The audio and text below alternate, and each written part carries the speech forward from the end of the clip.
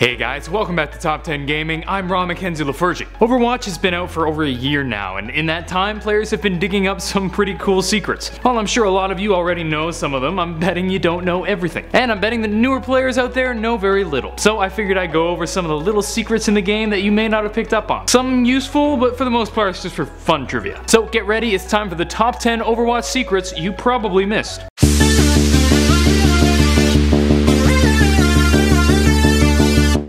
Number 10. D.VA is a gamer. That's right, D.VA, the badass tanky mech pilot, was once a professional gamer. Hailing from Busan, South Korea, Hannah's songs, fast reflexes, and gaming made her an ideal candidate to operate the advanced weapon systems of the mech. This caused her to be last starfightered into the military. Yes, last starfightered is a verb. So to all you gamers out there, just keep at it, and eventually you'll get to put your life on the line inside a giant mech suit fighting against other warriors trying to kill you. Yeah! Number 9. The HANAMURA MURLOC. The HANAMURA map is a pretty hectic and interesting looking map, and it has a whole lot of cool buildings. But one particularly interesting one is a Rikimaru ramen shop, where you see a Murloc-ish looking creature eating ramen in a spaceship. If you shoot it in the right spot, however, it makes various Murloc sounds.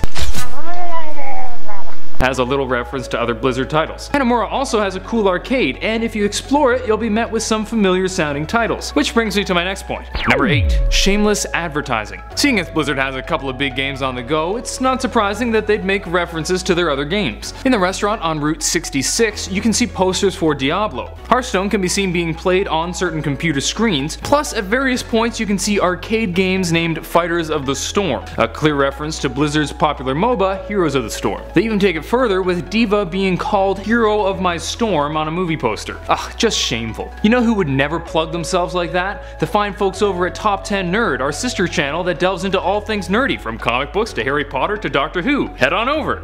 What? Number 7. Character-specific options are key. This one is probably well known by veterans, but it can actually be super useful for newer players, and maybe a few who just happen to not pick up on it. In Overwatch, most characters have a couple options that are specific to their character that change the way the character is played. For example, when playing Widowmaker, you can change the zoom sensitivity while scoped independently from the sensitivity unscoped. If you can't get your head around a certain character, try playing around with their options. It may be the difference between loving and hating them. Number 6. You can listen to the full versions of Lucio's songs. If you play Overwatch, you're no doubt aware of Lucio, the aura-based support who uses sonic technology in battle, and the dude takes his tunes with him wherever he goes. When playing as Lucio, you're constantly playing one of his 2 songs, each with their own effects. What you may not know is that you can actually download the full songs from the Blizzard SoundCloud. So, if you're on the bus and want to pretend you're at home playing Overwatch, you can download these songs and do your best to not bob your head along to them. But you will, because they're damn catchy. Number 5. The 80s called They Want Their Lines Back. Overwatch has a whole whack of references in the game, often showing up in the lines spoken by the characters. It seems that someone on the Overwatch team is a fan of the 80s because the lines are chock full of song lines and memes from the era. For example, Pharah makes a reference to Dance Like an Egyptian by the Bangles. And Reaper, of course, makes a reference to AC/DC when he says, "I'm back in black."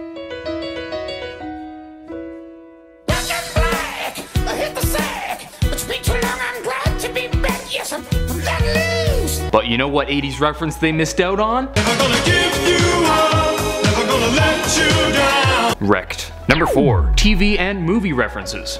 Speaking of references, Overwatch didn't just insert them into the character lines. There are references all over the place of various modern and older television shows and movies. For example, on Route 66 you can see a sign which reads Deadlock Propane and Propane Accessories, which is of course a reference to King of the Hill. Also, unsurprisingly, there are a number of movie references in Hollywood, with some like it Bot being a robotic version of the Marilyn Monroe film, Some Like It Hot. My favorite though is the diner on Route 66 called It's Never Too Early for Flapjacks, which is a reference to the amazing Bill Murray movie Groundhog Day. Go watch Groundhog Day right now. Then buy me tickets to the Tim Minchin musical because Tim Minchin is amazing. Number 3. Inappropriate reading material. This one sadly isn't around in the game anymore, but back in the beta there was a pretty epic little Easter egg on Route 66. If you went to the outhouse and opened the door, you'd find a couple magazines opened up showing rather provocative pictures of Mercy and Symmetra. It seems the Deadlock gang was rather fond of these two.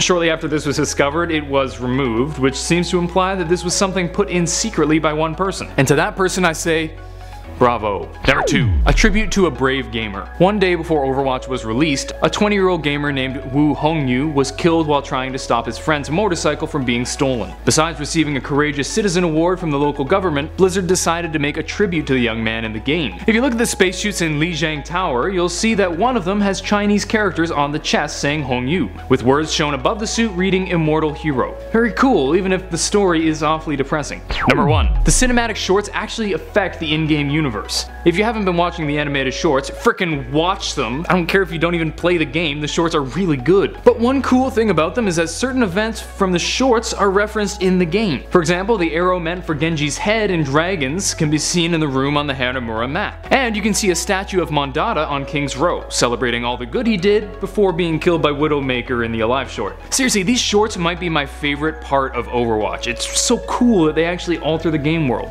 That's it for today. Hope you guys enjoyed, and if you did, please smack that thumbs up button and subscribe to Top 10 Gaming for more videos. Don't want to miss another video? Click the bell icon to join the notification squad so you know every time we upload a video. And let me know who your Overwatch main is in the comment section down below. Until next time, I'm Ron McKenzie with Top 10 Gaming. Later, gamers.